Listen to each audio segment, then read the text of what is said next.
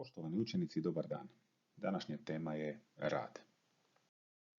Ako se zbog djelovanja sile F tijelo kreće na putu S, tada kažemo da je to tijelo obavilo rad. U kojemu slučaju osoba sa slike vrši rad? Pred vama se nalazi slika sa 3 položaja čovjeka. Na prvoj slici čovjek stoji u donjem položaju, pridržava teret i pritom se ne pomiče. Na drugoj slici čovjek podiže teret djelujući silom duž puta kojim se podiže i na trećoj slici čovjek stoji u mirnom položaju ne pomičući teret. Na prvoj i na trećoj slici taj čovjek ne vrši rad jer on miruje bez obzira što pridržava teret. Tek na ovoj srednjoj slici, odnosno na drugoj slici, čovjek vrši rad jer djeluje silom duž puta. Slika prikazuje dva dječaka koji podižu teret s tla. Dječak A s tla podiže dvostruko veći teret od dječaka B. U ovom slučaju možemo zaključiti kako rad koji vrše dječaci ovisi i o sili. Dakle, rad je ovisi o sili i rad je u stvari proporcionalan sili. Dječak koji podiže veći teret vrši i veći rad. Ova slika prikazuje ista dva dječaka koji podižu sada jednaki teret, ali na različite visine. Dakle, dječak A je podigao teret s tla na veću visinu nego dječak B. U ovom slučaju možemo zaključiti da rad koji vrše dječaci ovisi i o prijeđenom putu. Također je rad proporcionalan i s putom po kojem dječaci vrše rad.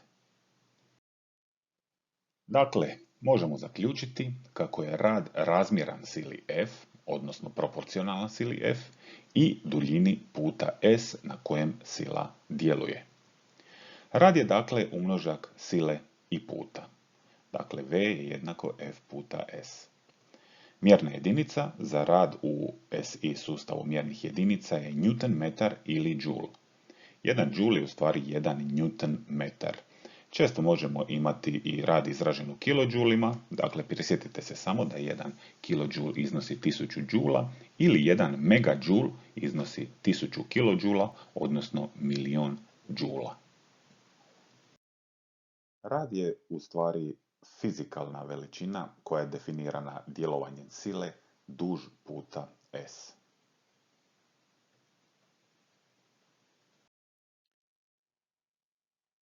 Proučit ćemo jedan primjer u kojem imamo tijelo na horizontalnoj podlozi kojega povlačimo silom F, ali sila nije paralelna s podlogom, već je pod nekakvim kutom prema podlozi. Tijelo se giba naravno brzinom V uzduž horizontalne podloge. Dakle, ova sila je pod kutem alfa prema horizontalnoj podlozi i tu silu bismo u stvari mogli razdijeliti na dvije sile. Jedna bi sila bila ona koja je paralelna sa podlogom po kojoj se tijelo giba, označena ovdje crvenom bojom, a druga sila je sila koja je u stvari okomita prema podlozi. Dakle, iz ovog primjera se može zaključiti kako je samo ova sila F1 sila koja u stvari vrši pozitivan rad nad tijelom. Dakle, sila F1 je sila koja vrši rad po podlozi. Možemo kazati da ovaj rad koji ova sila vrši je pozitivan rad. Međutim, imamo i ovdje silu označenu žutom bojom, to bi bila recimo sila F2. I što je s tom silom? Vrši li sila F2 rad ovog tijela dok se giba po podlozi? Dakle, zaključak je ovdje da sila F2 u stvari ne vrši rad i rad je ovdje jednak nuli, zbog toga što sila F2 ne pomiče tijelo u smjeru svojeg djelovanja. U slučaju da u ovom primjeru postoji i sila trenja koja djeluje suprotno od smjera gibanja tijela, ta sila trenja također vrši rad. Međutim, sila trenja je suprotna od smjera gibanja tijela, pa onda možemo zaključiti u ovom slučaju kako je rad koji vrši sila trenja u stvari negativan rad.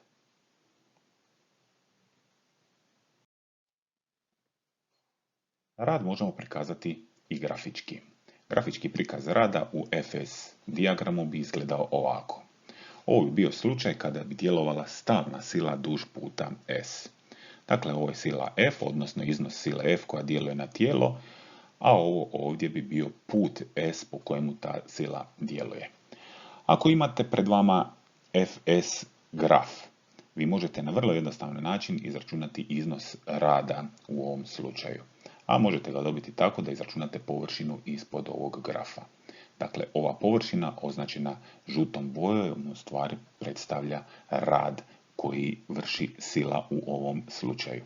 Dakle, rad je ovdje iz ovog grafa jednak u stvari umnošku sile i puta, jer površina pravokutnika bi u stvari bila jednaka ovoj stranici pomnoženoj s ovom stranicom. Postoje slučajevi u kojima ne djeluje stalna sila na tijelo koje vrši rad, već je nekakvog ovako neobičnog oblika, tako da u stvari i površina koju ćete dobiti ispod ovakve krivulje predstavlja također rad. Na kraju ovog predavanja o radu zajedno ćemo riješiti jedan zadatak čiji tekst glasi ovako. Čovjek djeluje horizontalno na sanduk mase 10 kg i gura ga po horizontalnoj podlozi stalnom brzinom. Koliki rad obavi čovjek gurajući sanduk 5 metara ako je faktor trenja između sanduka i podloge 0,3? Kako biste riješili ovaj zadatak ovdje, u stvari prvu stvar koju morate vidjeti u ovom zadatku, odnosno primijetiti u ovom zadatku, da se taj sanduk u stvari giba stalnom brzinom. I to je vrlo bitan podatak u ovom zadatku. Ako se sanduk giba stalnom brzinom, to znači da je zbroj svih sila, odnosno rezultantna sila koja djeluje na taj sanduk, jednaka nuli. A to se može dogoditi samo tada kada je vučna sila u stvari jednaka sili trenja. Podaci koje možete iščitati iz ovog zadatka su sljedeći. Imate masu od 10 kg, imate put od 5 metara, imate faktor trenja od 0,3. Ono što tražite rad u ovom slučaju. Dakle, rad je po definiciji, odnosno po formuli, jednak umnošku sile i puta.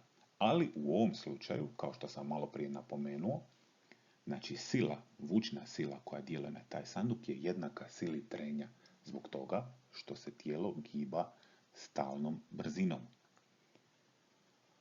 Izračunat ćete silu trenja po poznatoj formuli mi puta m puta g, dakle ova formula ovdje, ona vrijedi samo za horizontalnu podlogu.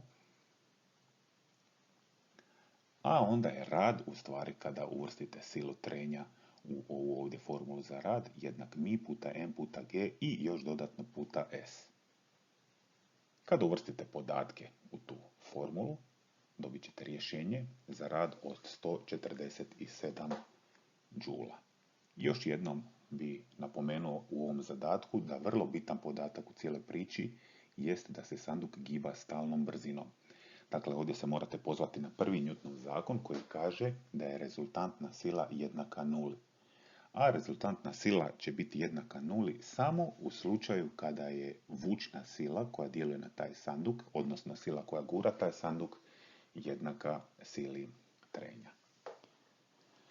Toliko za danas o radu i vidimo se u nekom sljedećem videu.